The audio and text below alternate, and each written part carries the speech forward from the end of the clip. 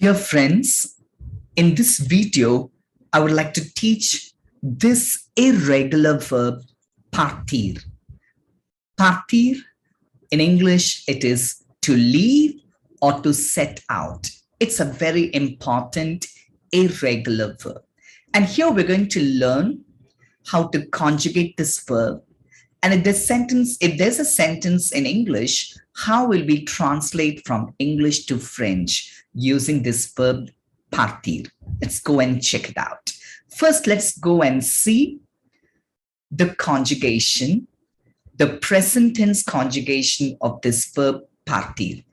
Partir is to leave or to set out.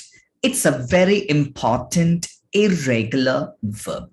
So let's check out the present tense conjugation. When the subject is je, it is par, P-A-R-S. For tu, it is also par, P-A-R-S. For il and elle, it is P-A-R-T, par. And for nous, it is P-A-R-T-O-N-S. For vous, it is P-A-R-T-E-Z. For ILS and for ELLES, it is P-A-R-T-E-N-T. So let's check out. For je, it is par, tu, par, il, par, elle, par, nous partons, vous partez, il part, elle part. So did you see how irregular they are? The endings, you need to by heart the partir conjugation. Now let's check out how to translate from English to French. So there's a sentence here. Mr. and Mrs. Martin are leaving for France. Here we are using this verb to leave. And we need to conjugate this verb to leave according to this subject, Mr. and Mrs. Martin. So you need to ask yourself, Mr. and Mrs. Martin, what is the equivalent subject pronoun for Mr. and Mrs. Martin? One masculine and one feminine. So we need to take it as the subject pronoun ILS. So go and ask yourself, when the subject noun is something like this subject pronoun ILS, then how will I conjugate the verb partir? So go and check the list. When it is ILS, partir is P-A-R-T-E-N-T. So that should be your spelling of this verb partir. Monsieur et Madame Martin partent pour la France. Mr. and Mrs. Martin are leaving for France. Number 2, we should leave immediately. Here you see, we're using this expression we should, and then we are using this verb leave. So we need to remember after this expression il faut, the next verb should be always in the infinitive form, in the original infinitive form. So we should not conjugate the verb partir, whereas here we need to put it in the infinitive form after the expression il faut. Il faut has come from this verb falloir. So il faut partir tout de suite. Il faut partir immédiatement. So we should leave immediately. We should leave at once. The third sentence, the train leaves at 6 o'clock in the evening. So we need to find out what is your equivalent subject pronoun for this subject noun, le train. Le train, it's a noun which is masculine singular. So the equivalent subject pronoun for le train is something like masculine singular. So the equivalent subject pronoun for a noun that is third person masculine singular, and that is il. So when it is il, go and check this list. When it is IL, what is your partir spelling? It is PART. So we need to identify, we need to find out how will you write this verb by checking out the subject noun or the subject pronoun. So here, le train is something like third person masculine singular. So we need to use the subject pronoun IL. We need to identify it in our mind, and then we need to put the right spelling of the verb partir. So finally you get le train part à 6 heures du soir. The train leaves at 6 o'clock in the evening. The fourth sentence, tomorrow she is going to leave with her family. Tomorrow she is going to leave with her family. Now, did you see, my friends, the first verb is already conjugated, to go. And now to leave is used as your second verb.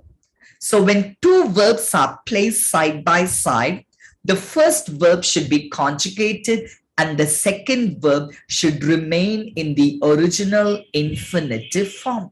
So we should never conjugate partir, because in this sentence, it is used as a second verb. So always remember, when two verbs are placed side by side, the first verb should be conjugated. In this context, the first verb is to go, aller. And the second verb, partir, should remain in the infinitive form. So, demain, elle va partir avec sa famille. So, since the first verb aller, to go, is conjugated according to the subject pronoun elle, the second verb partir should remain in the infinitive form. So in the second sentence we saw, after the expression il faut, the verb should be in the next verb should be in the infinitive form. And in the fourth sentence, we saw that when two verbs are placed side by side, the first verb aller is conjugated and the second verb partir, it remains in the infinitive form. Let's go and check out the last sentence. At what time are we leaving this evening? At what time are we leaving? So here the verb is conjugated in simple present tense. At what time are we leaving? But what kind of sentence is this? It's an interrogative sentence. It's a question. So that's why there's something called inversion. So let's go and check out. À quelle heure partons-nous ce soir? Usually the subject is placed before the verb. But in this question, in this interrogative sentence, there is something called inversion. The subject usually takes the first position, but in this context, subject takes the second position. Whereas the verb, usually it should take the second position, but in this context, it takes the first position. So there's something called inversion. The position of the subject and the verb, they change. The subject pronoun and the verb, it changes. So here you see, when the subject is nous, what is your partir spelling? It is PARTONS. So your question is, à quelle heure partons-nous ce soir? At what time are we leaving this evening? So did you notice? In the first sentence, we are talking about two people. So the equivalent subject pronoun is ILS. That's the reason we have used PARTENT.